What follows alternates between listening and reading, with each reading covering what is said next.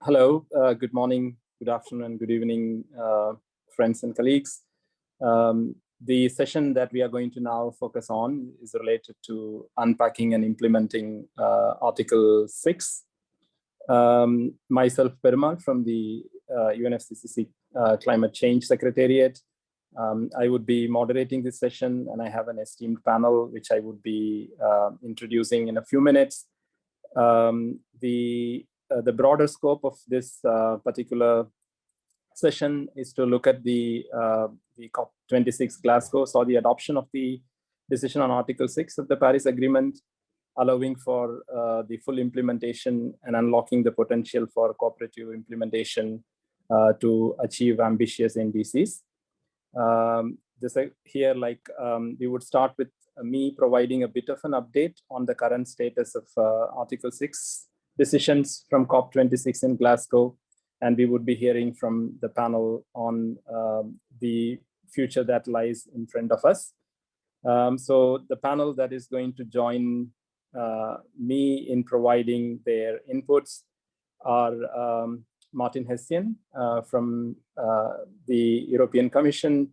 You have the very broad overview of the speaker's profile in the website. So considering the time, I'm not going to get into the details. We have Elhaji Mbai Diagne, who is the chief and the key negotiator and the group coordinator for African Group. We have Kazu from Japan joining us, and he's an instrumental person from Japan in having an outcome in Glasgow. And we have Sergio from Bolivia, the key party to have the outcome on the non-market-based approaches in Glasgow. So we have a rich panel who would be taking us through over the sessions today. To begin with, the countries have agreed to implement the rules on the 3 instruments that help parties cooperate meet their NDCs. The guidance were adopted for cooperative approaches where parties in bilateral arrangements recognize the transfer of emission reductions between them. The rules, modalities, and procedures were adopted for the new UNFCCC mechanism called the 6.4 mechanism, which credits emission reducing activities. Parties also have adopted a work program to support the non-market-based approaches being implemented between parties. The first of the 2 instruments involve transfer of emission reductions that have been achieved under the rules of Article 6 between the countries, from the country that achieved the reduction to the country that will acquire that reduction. While the other instrument enables countries to work together to achieve mitigation and adaptation, as well as sustainable development and poverty reduction. So how does these decisions actually help move the world closer towards Paris Agreement goal? By holding the global average temperature rise to close to as possible to 1.5 degree, is that these enable cooperation, enables parties to be more ambitious in their mitigation and their adaptation action. This could be through making it more efficient for them to meet their NDCs, enabling them to consider overachieving their NDCs, or it could be to have extra adaptation action resulting from the mitigation efforts. So then the question comes is that how does these decisions actually translate into the real world action on the ground? The Article 6 para 2 of the cooperative approaches and the Article 6 paragraph 4 mechanism incentivize actually the private sector to implement mitigation activities across the world in a range of sectors and technologies. For example, energy efficiency, transport, reforestation, etc. Then the development of these carbon assets that can be traded internationally and used in other countries towards NDCs or other compliance purposes. These instruments delivers an investment signal to the private sector to enable countries to achieve scale in mitigation action that in turn will help to contribute the adaptation action. Then the question comes in is that what does it mean for the governments at various levels and for the private sector? And for the private sector, the adoption of this rule enables new mitigation activities to start under Article 6, in particular to implement mitigation projects under Article 6, paragraph 4 of the mechanism. In addition, many of the activities that are already operated under the CDM of the KP will be able to move towards Article 6.4 after meeting the relevant requirements of the adopted decision. And also by following the rules adopted to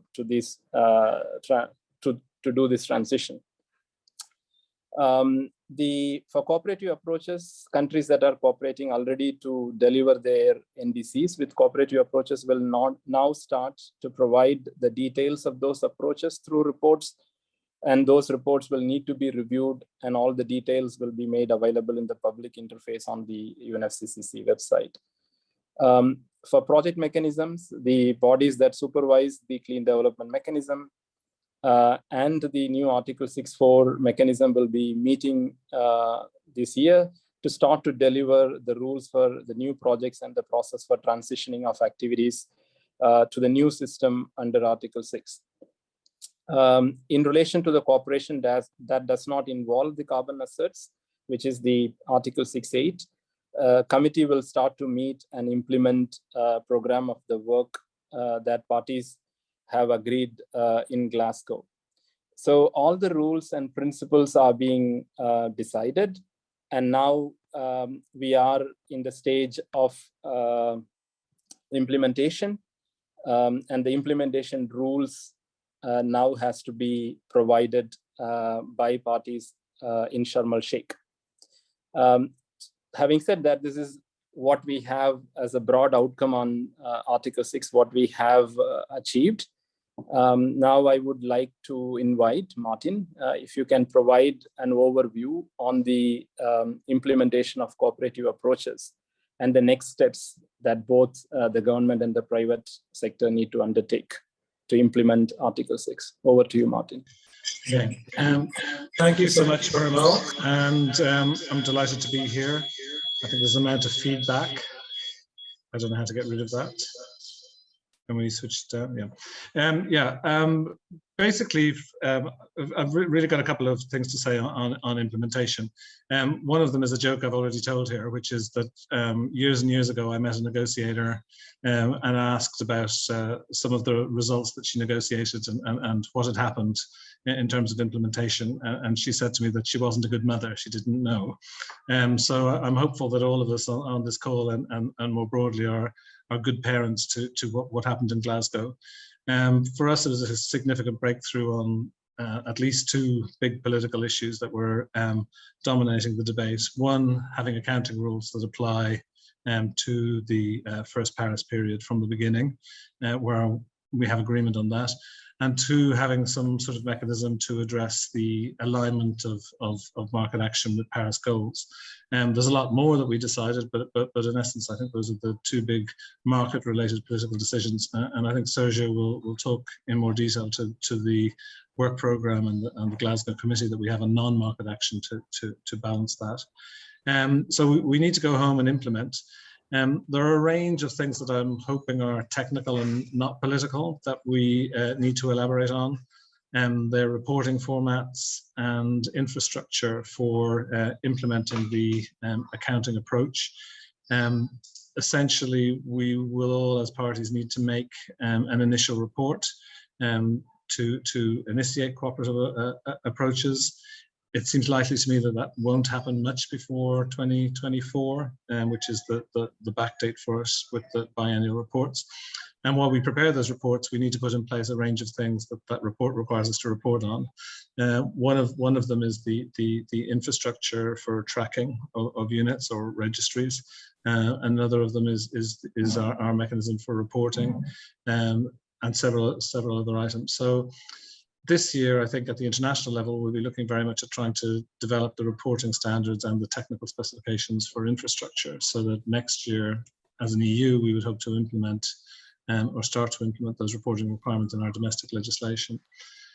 We're also, more specifically as an EU, preparing how to deal with our linking exercises. As you know, the ETS is linked to, the EU ETS is linked to the Swiss trading system, and we will need to account for that. There's already provision in the Swiss linking agreement to cover that, but we need to address the details consistent with the UNFCCC guidance as we agreed. So there's some work ongoing on that. We're particularly concerned regarding 6.4, that it gets off to a good start. And I think it's been mentioned elsewhere that it's a pity that we don't have the 6.4 supervisory body in place, because we think that it will be a place that people will look for post-Paris standards on ambition, particularly. And the fact that it's not in place means that there's a very tight time schedule for implementation to the COP in Sharm el-Sheikh, where it's meant to make recommendations on various important things. One of those things is how to align methodologies with Paris, which I think is a crucial element of what we need to do. And I would connect that in a way to the sorts of capacity building we need to do. Essentially, Paris has given us a new dispensation with regard to carbon markets. It's no longer the case that the developed world buys tons from the developing countries, and the deal is essentially one where tons are received and sustainable development and money is delivered. We have cooperation where all parties share the mitigation outcomes, and that requires alignment essentially of allocations with Paris. That's really hard to do. There's a lot of policy judgment that has to be made in terms of how to participate in the market, on what terms to participate in the market. In market terms, it sometimes coagulates around the concept of corresponding adjustment, which is essentially saying that when you sell something, you must adjust. And so there's an opportunity cost for sales, and that requires some analysis. So we're hopeful going forward to support countries in making the sorts of integrated assessments that they need to make to decide whether they want to participate in markets, or what sort of blended finance they might need to invest in real transformative projects. I mean, to summarize, there's a lot of work we have to do at home. Some of it is dependent on outcomes that we are negotiating to Sharm el-Sheikh. They're principally around reporting and infrastructure. There are also decisions we need to make about what and how we support countries in implementing Article 6 internationally. And I think our focus is on ensuring that countries are able to make wise choices about their participation so that they benefit in terms of mitigation as well as the buyers. I'll leave it at that. Yeah, thanks. Thanks, Martin. I think it was quite clear in your presentation on what we need to align with and what are the priorities that you see that needs to be delivered in terms of Article 6.2. And also you have briefly touched upon the expectations around Article 6.4 as well. That leads me to go to Mbai now to provide an overview on his views related to the operationalization of the 6.4 mechanism and the next steps that we need to undertake in order to operationalize the mechanism. Over to you, Mbai. Thank you, Perumal, and good afternoon, colleagues. And thank you for this invitation on behalf of the African Group as well as myself. As you said, we made good progress in adopting the rules for 6.4 in Glasgow. And coming from Glasgow, our expectation were to get the mandated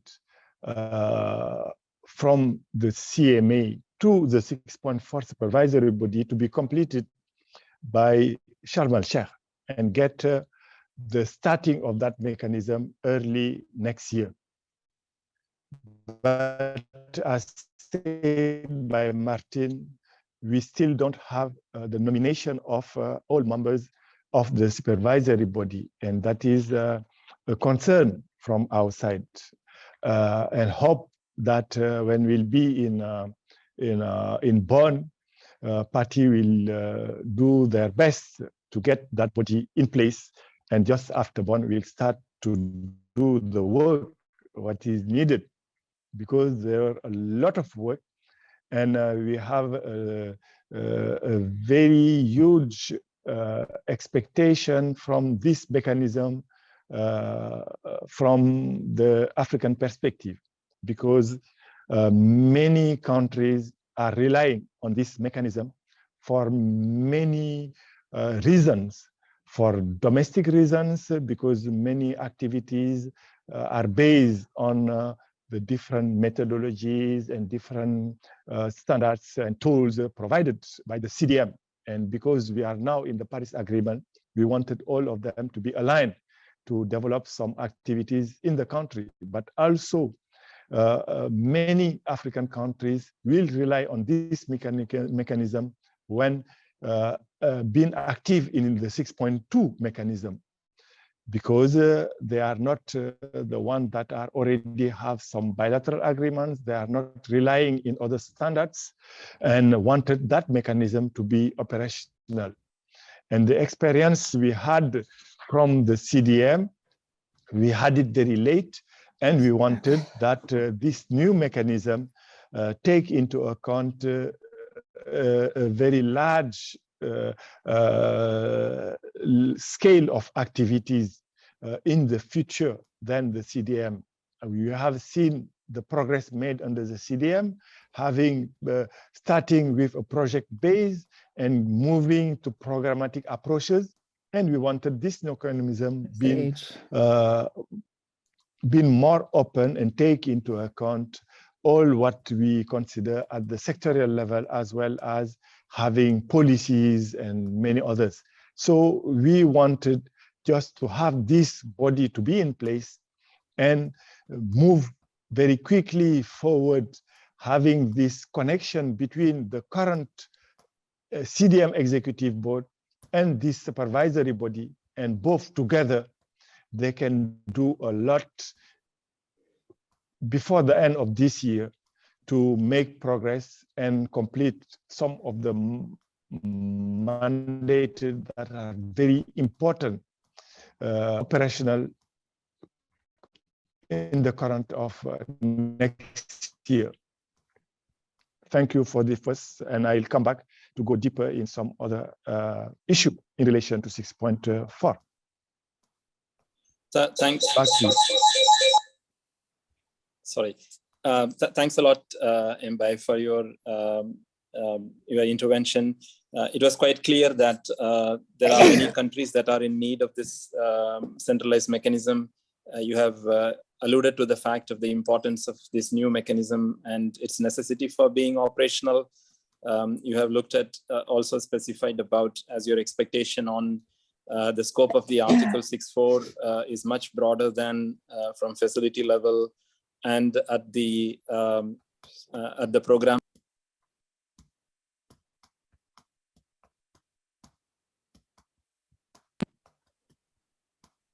Sorry, somebody has muted me. So the importance of the new mechanism, as well as its necessity being covering the sectoral and policy level that you have specified, and also you specified the necessity to collaboration between the two constituted bodies, one under the KP and the other under the supervisory body, and its importance to deliver this. So having heard so far about the Article 6 in terms of unpacking related to market instruments, I think it's time to hear from a good friend Sergio from Bolivia in letting us know of the implementation of the work program activities that will be undertaken by the Glasgow committee starting from this June, the SUBSTA chair who would be convening them under the contact group format. So Sergio, you have the floor to elaborate us on the implementation of work program activities of the Glasgow committee. If the slides could be projected, it would be helpful, Tom.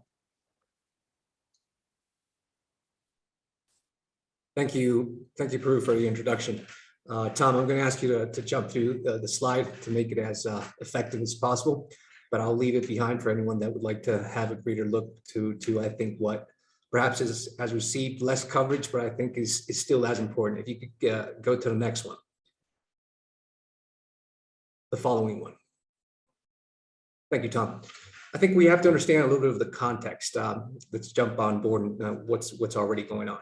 Financial flows in regards to climate change are not being distributed accordingly and are not reaching the developed world in the way that they should. If you analyze what the CPI came up with, a report that states that 75% of all tracked climate investment flows have been used domestically instead of redistributed to the remaining of the world, you can see that most of the money has stayed in East Asia, the Pacific, Western Europe, and North America. Remaining regions have only received a fourth of this.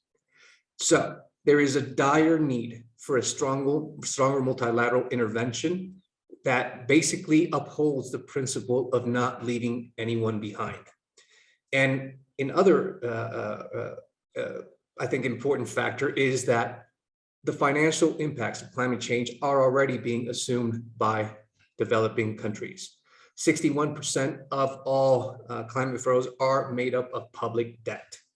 This is the context and something we need to understand, acknowledging that we're speaking to a broader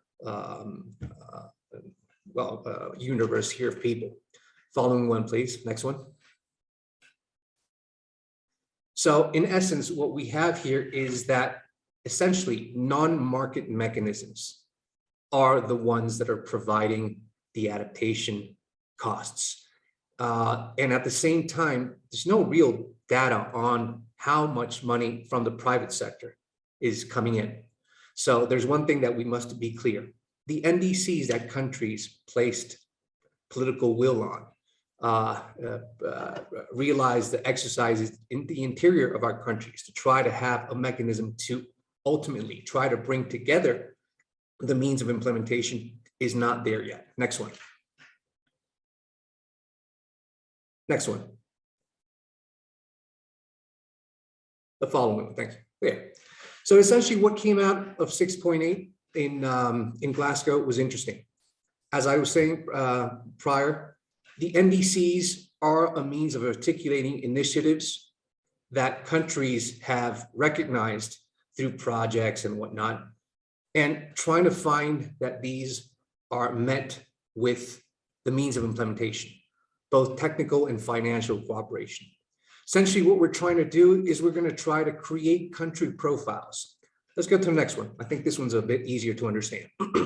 Essentially, what we're trying to make is a mechanism that will provide countries a means of creating country profiles with what they have seen as their conditioned demands, those that can ultimately be achieved if cooperative approaches move forward. So essentially, we're going to have country profiles, a registry of them.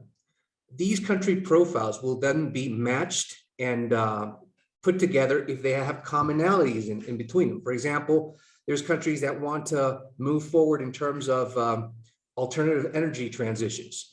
It's not going to be one country, it's going to be multiple countries. These can be mapped and grouped together. And essentially what we're trying to do is we're trying to have the private sector and public sector means of implementation, financial flows, find their way towards the countries that need them. If you would place yourself in a realistic venue of how these things work, it's not all that easy or that simple to have finance reach your demands. There is no uniformity in terms of the proposals. It's just very dispersed and ambiguous. So what this is trying to do is trying to create a space. We call it a web-based platform that essentially is a one-stop key to have the needs of the countries that are placed in our NDCs meet the provision of implementation. Financial flows, technical cooperation, technology transfer, essentially at the same time trying to promote greater transparency. So how do I see this moving forward in terms of the work plan? Could we go to the final one, to the final slide?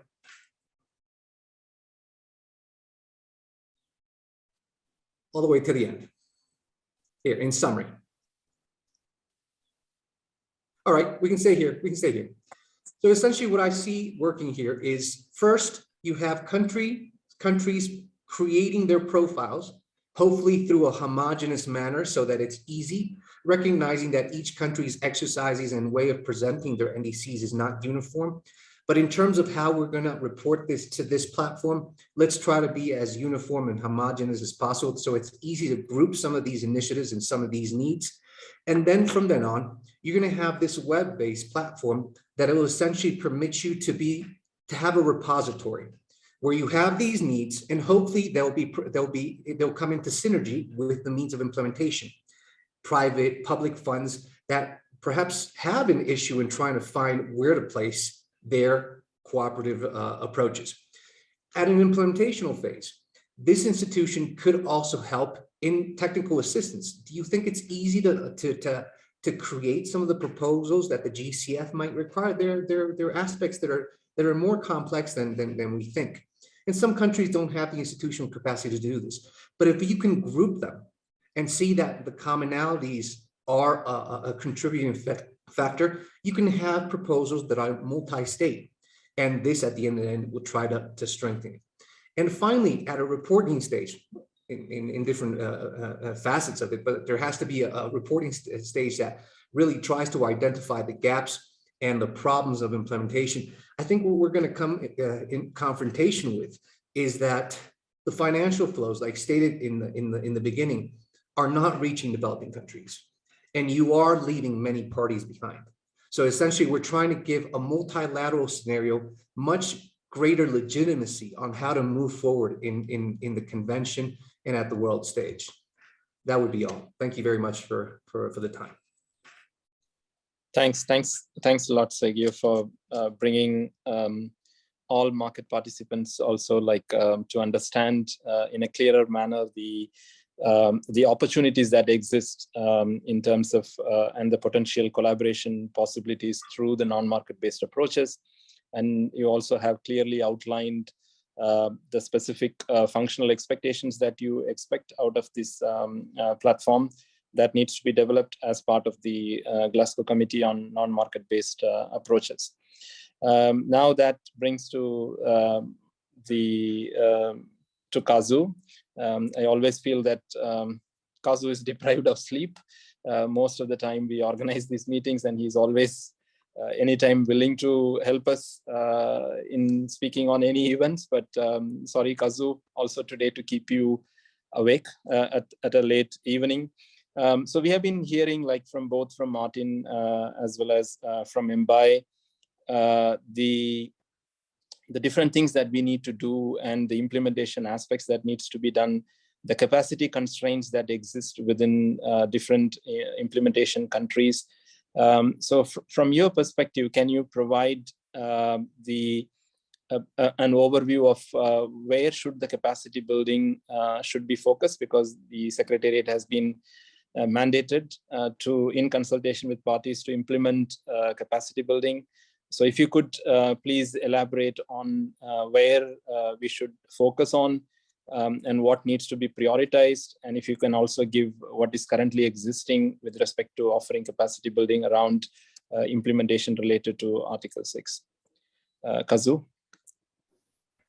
Thank you. Thank you very much for introduction. And also thank you for inviting today's very interesting meeting.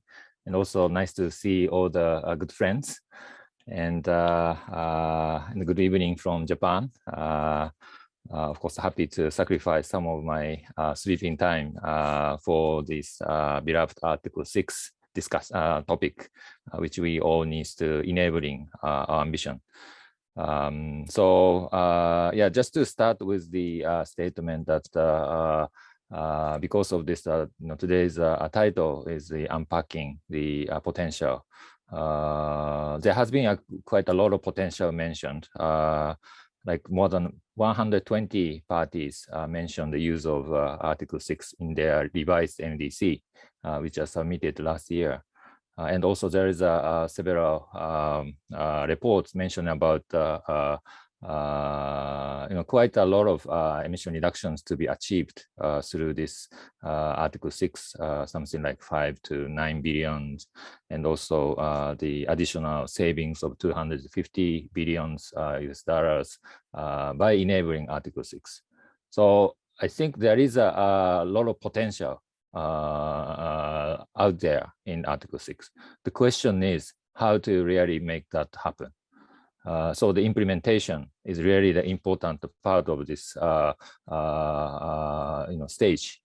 So having this background, we organized the international conference in February and March, also attended by some of these esteemed colleagues today, as well as more than 100 countries also participated with 1,000 participants. I also wanted to share some of the summary, which I think will be addressing Perumal's questions from this conference. I have 5 important points that I wanted to mention. One is that many parties are still in the process of understanding what Article 6 decisions that we all agreed in Glasgow means, and also understanding what that means to their NDCs. So obviously there is a lot of needs for many parties, many stakeholders to understand the rules under Article 6.2, as well as more rules under the rules and modalities on Article 6.4, and also the how the 6.8 could be utilized for the parties to enabling their ambition in mitigation adaptation. So first, I think we need to really increase our efforts to really, explain Article 6 in a more plain language and explain, understand in an understandable manner. So that is something that in relation to the NDC. So that is one very important point I wanted to make. That was also mentioned by many countries and many presenters in the conference. The second one is, I think there is a very immediate and quite urgent support for the preparation of institutional arrangement for the authorization to participate in Article 6. So authorization is also one of the key participation requirement for the Article 6, and both Article 6.2 and 6.4. And this is the national coordination and the national arrangement, how they authorize those units as an ITOMOS. And I think this is something that we really need to support. And I understand that secretariat is also requested by the CMA decision to support the institutional arrangement through the use of the regional collaboration center to support this institutional arrangement. And for this, I think sharing of experience, sharing of countries' way of organizing institutional arrangements really helps. And I think still not so many countries are ready. And I think at this point, maybe sharing of experience is really important. The third is, I think it was also mentioned by many that I think utilizing Article 6.4 mechanism is very important. And I also share with the Mumbai and maybe Martin mentioned, there is some delay in selecting the members, and I think we should really, move on to really start the supervisory body to discuss all details on the 6.4 mechanism since already being established. So I think it really needs to be starting this. But at the same time, I think there has been a lot of many parties mentioned about the use of this 6.4 mechanism to utilize their mitigation ambition. So we need to really think about how this mechanism could be used to enhance ambition. But for this, I think this year we really need to start the supervisory body as well as elaborating more detailed rules. And the fourth point is the reporting under Article 6. This, of course, related to 6.2, 6.4, and of course, reporting under 6.8 is also all related. But there is also quite a lot of capacity requirement for this, mentioned about initial report, annual reporting that will starting from next year. Of course, in addition to this, we are also needs to report biannual transparency report, and Article 6 also part of this. So quite a lot of capacity support is required for many countries to participate. As we are talking about, more than 100 parties are mentioned, and this is also something that the Regional Collaboration Center could be supporting. And the fifth part is with regard to the implementation called SIA, and also with relation to the voluntary market. That we, in the decision of 6.2, we have other, international mitigation purposes, which including SIA. So when the parties authorized for other international mitigation purposes, this also involves the implementation SIA, and also for other purposes as well. So when the party also authorized for other purposes, this may include the use of the voluntary market for their achievement of NDCs. So I think Article 6 also covers those mitigation outcomes, not only NDC, but also other purposes. So that's why I think this this area is something quite related, and we can learn many things from the implementation called SIA, and also how the voluntary market works. So maybe I will stop here, but I think those 5 areas is quite important at this point, as quite many urgent issues are already pushing us, but enabling this is really makes this Article 6 to be really in the prompt start. So thank you. Yeah, thanks. Thanks a lot, Kazu.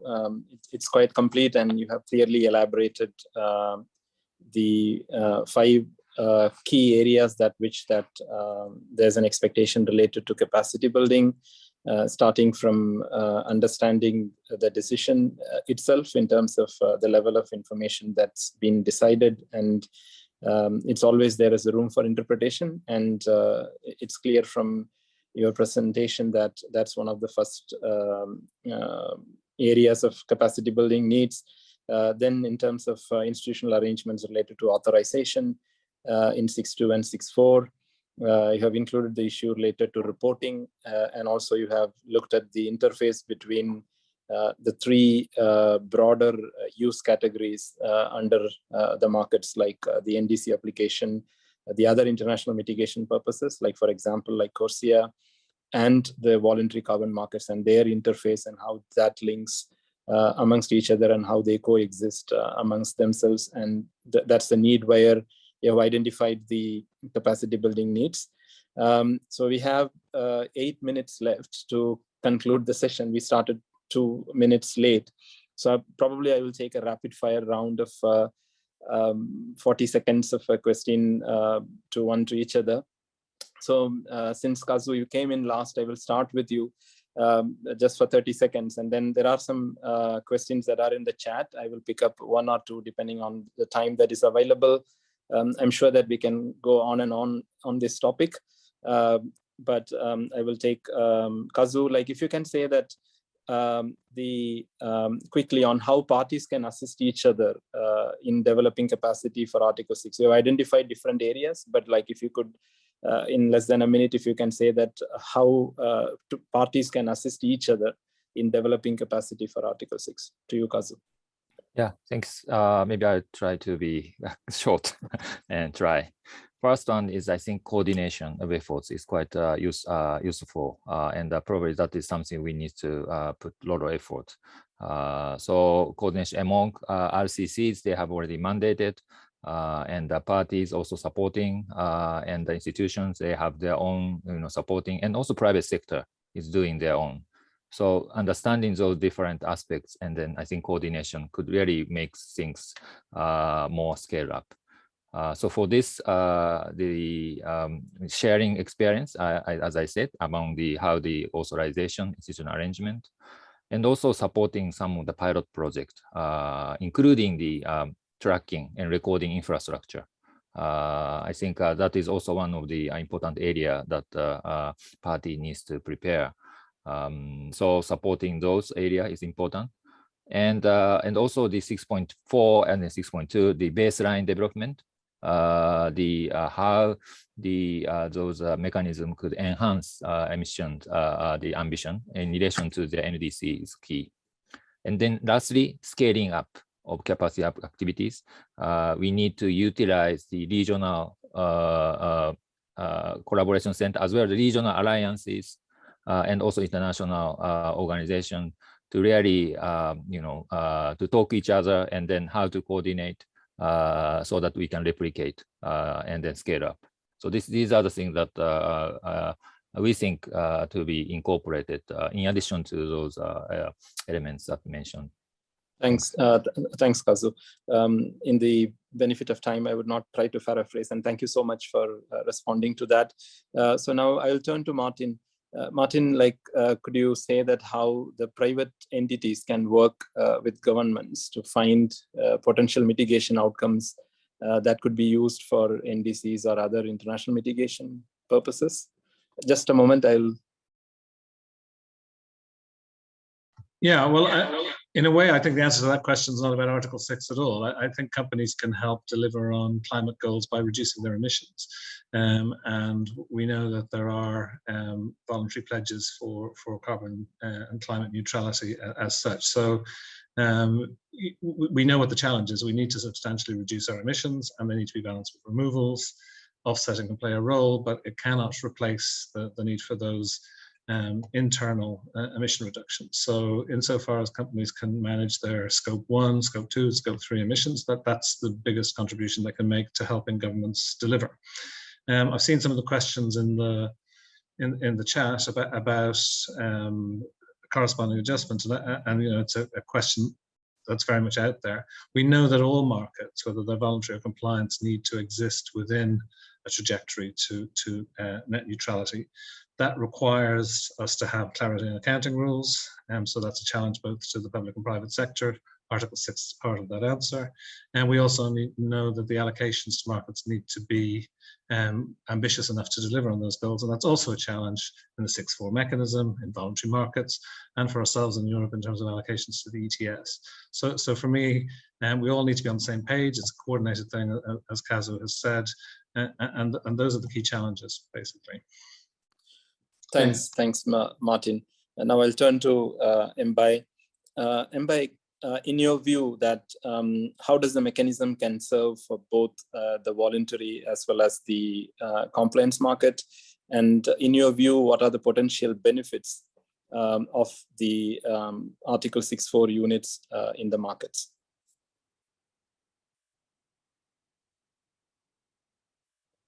Mbai? Yeah, okay, thank you, Perumal. And we need to recall that the 6.4 mechanism will generate certified units with a very high quality that can be used for domestic purposes as well as to be used in the compliance market or the voluntary market. With those units generated with from a mechanism with an international other sign, with a very high principle in terms of environmental integrity agreed in Glasgow for setting the different rules, for setting the base,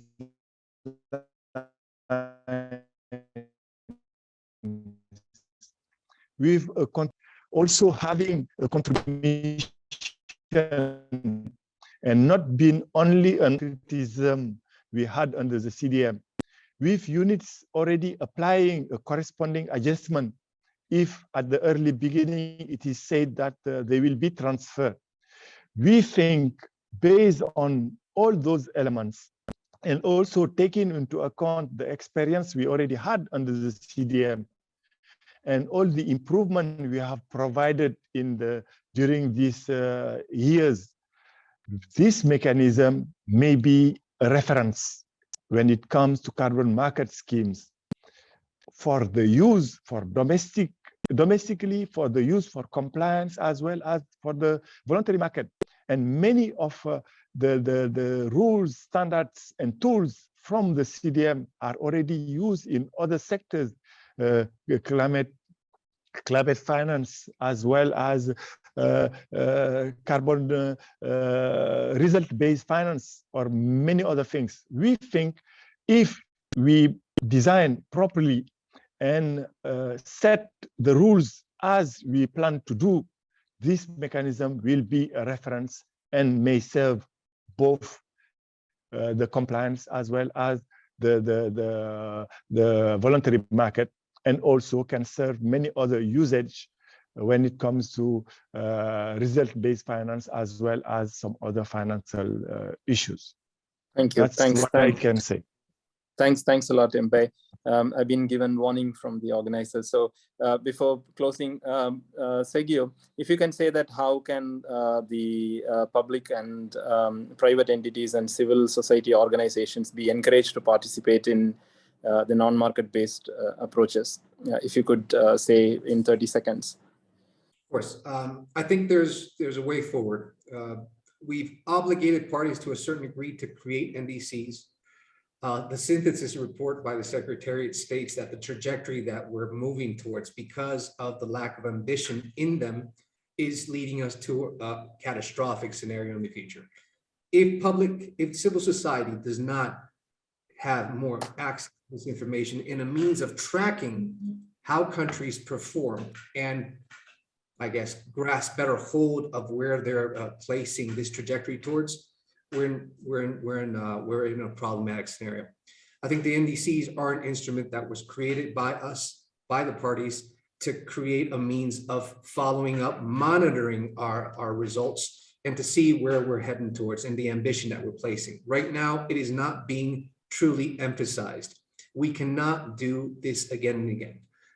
Write down a means of getting there and just swipe it away when it's not convenient in terms of how it's not being financed or prioritized. I think if civil society wants to do something, it has to have an instrument to be able to track what countries and regional groups are trying to do. That would be it. Thanks a lot, Sergio. Apologies to Fenella, Rachel, and Vaini for your questions. We couldn't take up, but I'm sure that the issue related to corresponding adjustment impact on the host country is one of the questions from, I think, Vaini, and also in relation to the private sector participation in 6.2 and the reporting obligation was the question from Fenella. I'm sure that all of us, probably all who is in the panel, and you can always reach out to us. Thanks, Fenella, for your understanding. As you know, that to speak on Article 6 as a whole, including markets and non-markets, 15 minutes is not sufficient. So I would thank all of you for your patient listening, and I thank the panel for offering their time, and have a rest of a good event in I4C, and see you all soon. Thank you so much for all your patient listening. See you in some other time in Bonn soon, whoever is coming to Bonn. Otherwise, see you in some other opportunity. Have a good evening and good night. Bye.